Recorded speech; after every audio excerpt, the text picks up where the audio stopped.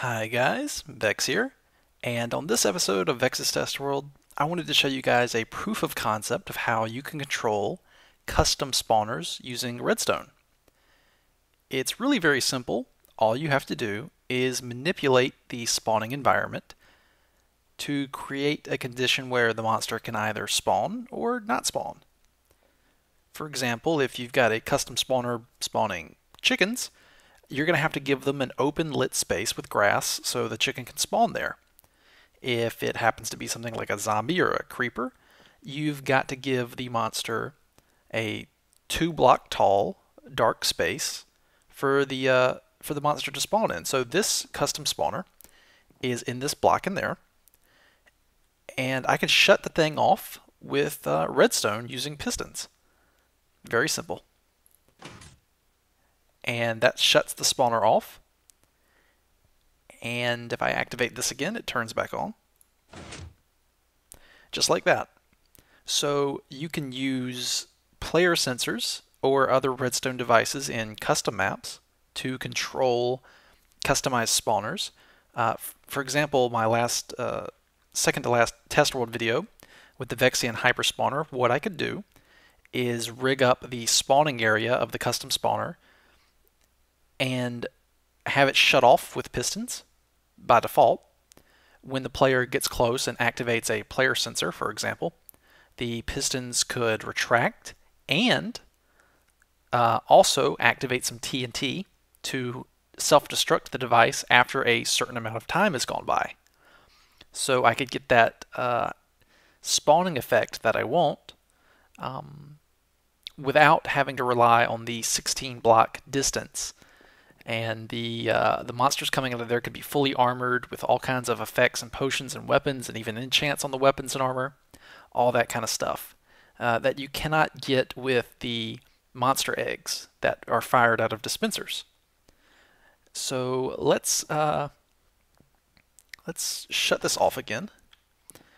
And actually, it doesn't really matter. I'll leave it on. So let's dig this up, and I will show you real quick what it is. It's very, very simple.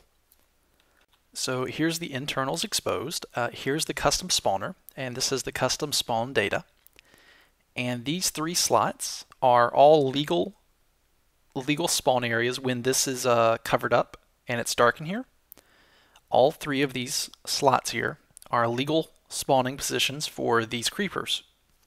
Now, the reason I made it 3 is because the more space you, how should I word this? The more legal placement options the spawner has, the faster the spawner will function. This spawner, for example, has a spawn delay of 1 tick.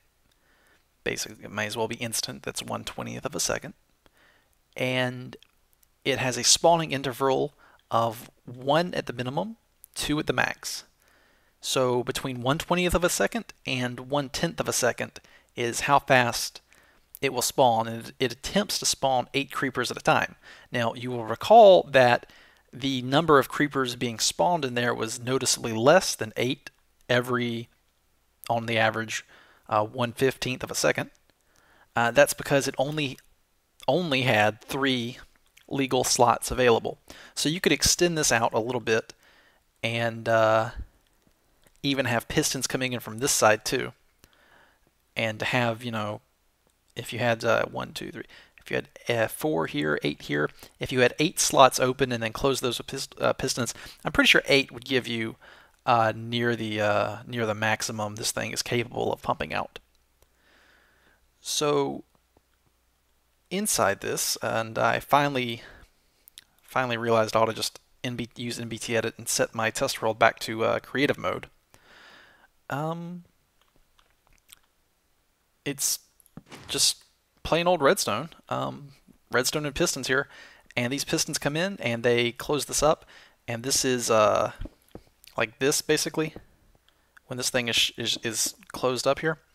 So it invalidates their spawning slots, so they have no legal area to spawn in.